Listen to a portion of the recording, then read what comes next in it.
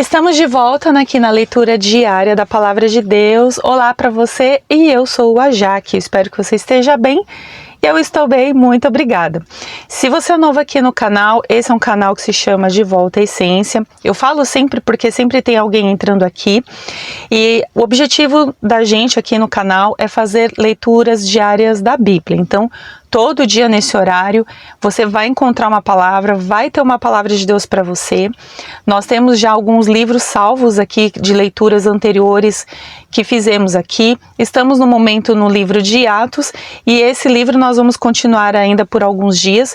Então, se você é uma pessoa que está querendo ler a palavra de Deus, às vezes quer uma pessoa guia, vamos dizer assim, de ler a palavra para você não ler sozinho, considere se inscrever no canal e ativar as notificações para você não perder nenhum vídeo, né? Porque sempre que o vídeo chegar, o YouTube vai te avisar, tá bom?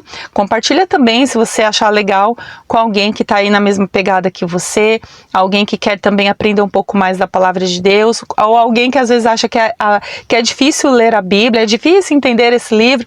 Manda esse canal para essa pessoa, porque no dia a dia, pelo menos até agora, onde eu tenho lido aqui com vocês, eu tenho visto como é possível a gente tirar nem que seja uma lição para a gente refletir, aplicar e ver que a Bíblia não é esse bicho papão, não. É possível, Deus dá sabedoria e é possível que a gente consiga aprender as Escrituras, porque quem dá o ensino, quem dá a instrução é o próprio Deus, ok? Antes da leitura de hoje, vamos falar com Deus, pedindo a Ele sabedoria para o que a gente vai ler em seguida. Pai amado, em nome de Jesus, graças eu te dou por mais um dia. Obrigada porque o Senhor é bom. Ó Deus, em nome de Jesus, fale com a gente, perdoa os nossos pecados, as nossas falhas e nos ajude, Senhor, nos ajude a entender a Tua Palavra, a praticar a Tua Palavra e que possamos ter ouvidos sensíveis à Sua voz, sensíveis ao Teu ensino, que a Sua Palavra venha como uma cura, como uma direção, como um confronto também com as nossas vidas, fazendo da gente pessoas melhores. Em nome de Jesus, Pai, faz uma obra que nós não poderíamos fazer sozinhos e por nós mesmos, sabe? É o que eu peço, Senhor. Visita também quem estiver me assistindo, essa pessoa, a casa dela, tudo que ela tem, que o Senhor também venha dar a direção que ela precisa, venha falar ao coração dela. Estamos com o coração abertos e prontos para aquilo que o Senhor tem para a gente hoje. É o que eu te agradeço também, no nome de Jesus. Amém.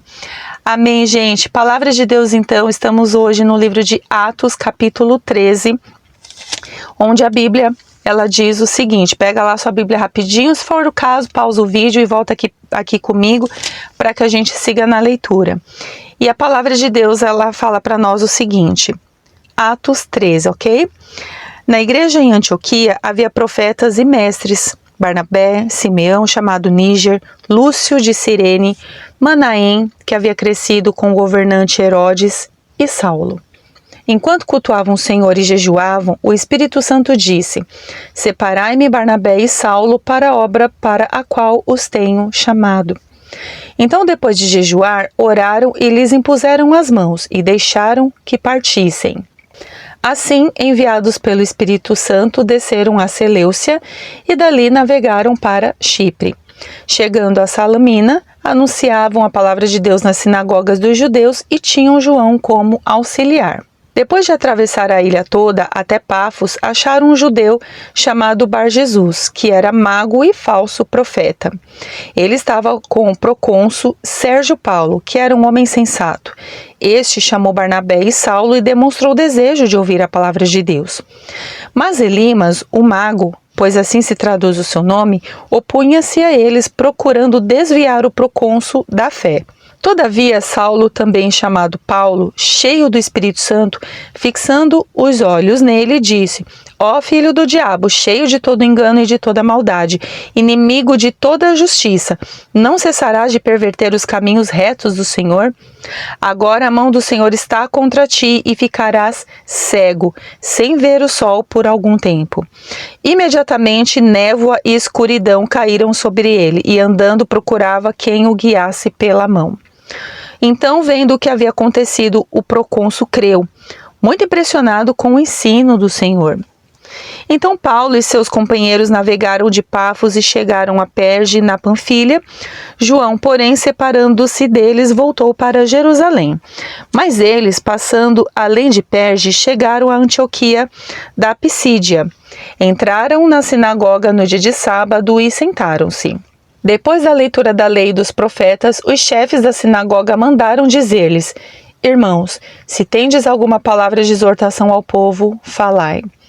Então Paulo se levantou e, pedindo silêncio com a mão, disse: Homens israelitas e vós tementes a Deus, ouvi.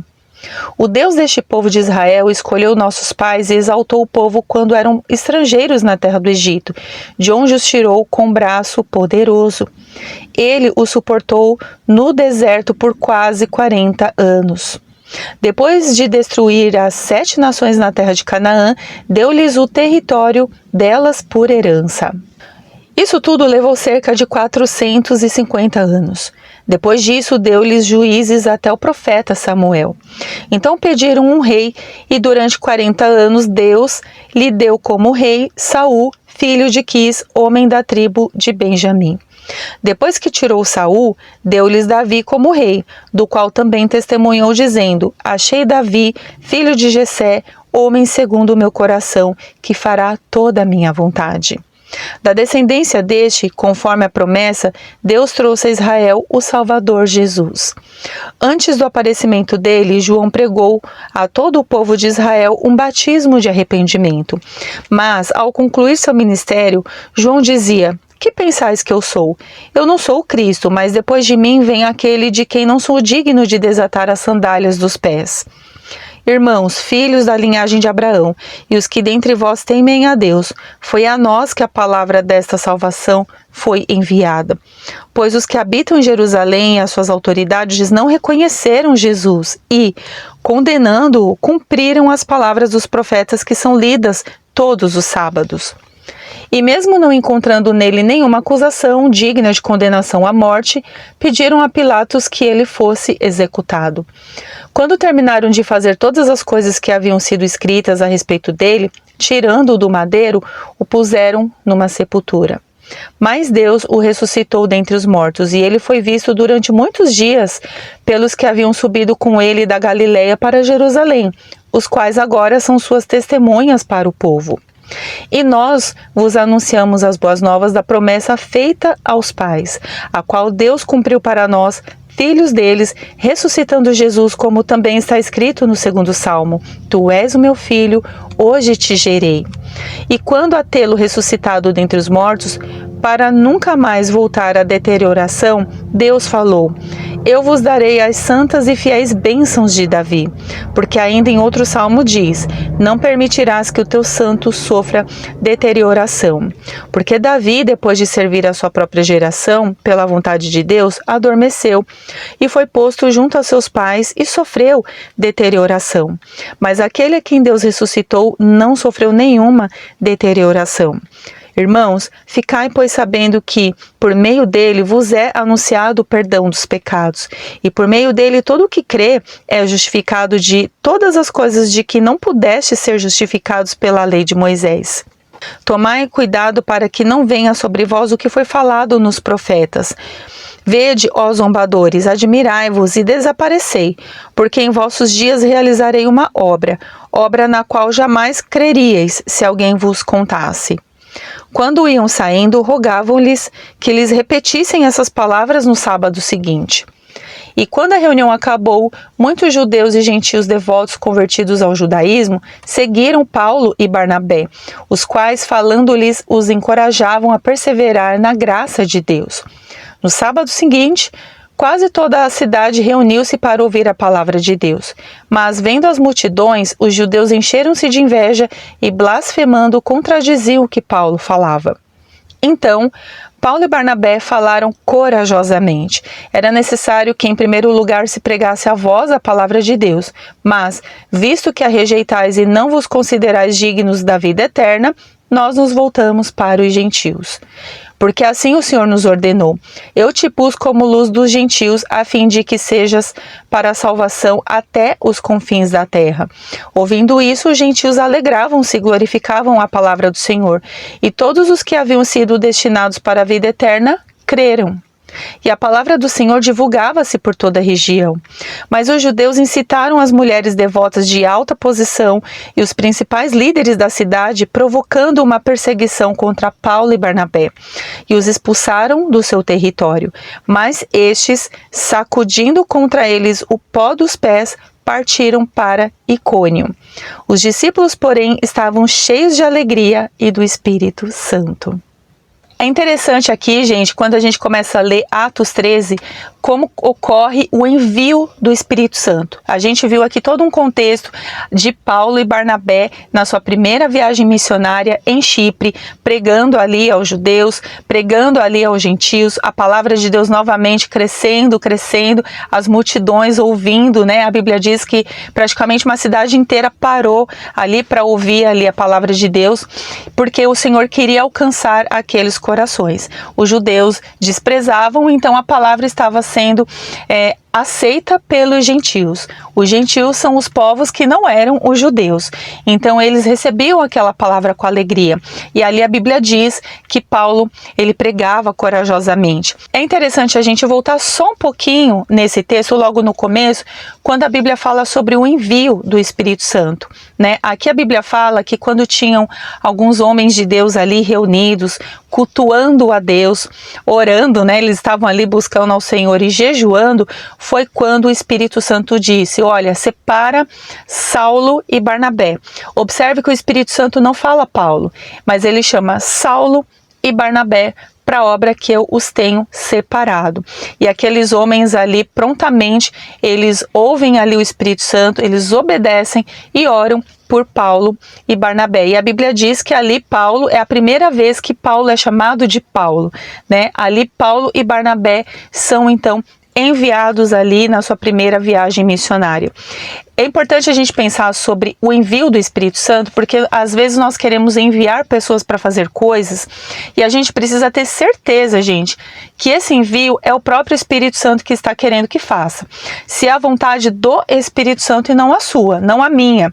Às vezes nós queremos que as pessoas façam coisas, nós queremos que elas estejam em certos lugares, ocupando certas posições, certos cargos, vamos dizer cargos, né?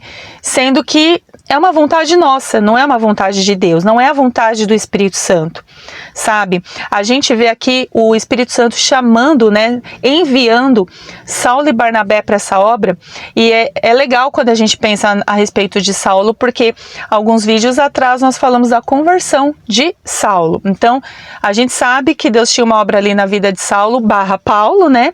Pela conversão, a forma que aconteceu, e agora a gente vê o próprio Espírito de Deus fazendo este envio. Então, era um desejo do Espírito Santo, separa eles dois para a obra que eu tenho. E quando, gente, esse envio ele acontece, e eu falo isso assim pela palavra de Deus, a gente tem que ter certeza que é o Espírito Santo de Deus. Por quê? Porque uma obra que o Espírito Santo quer que seja feita, ninguém pode parar.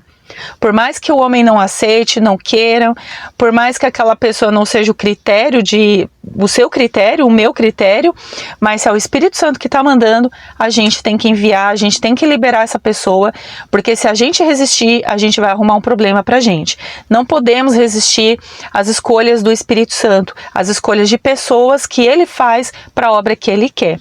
Então, se ele quer enviar pessoas, ele fala assim, olha, envia o fulano, e a gente tem certeza disso, então é bom enviar.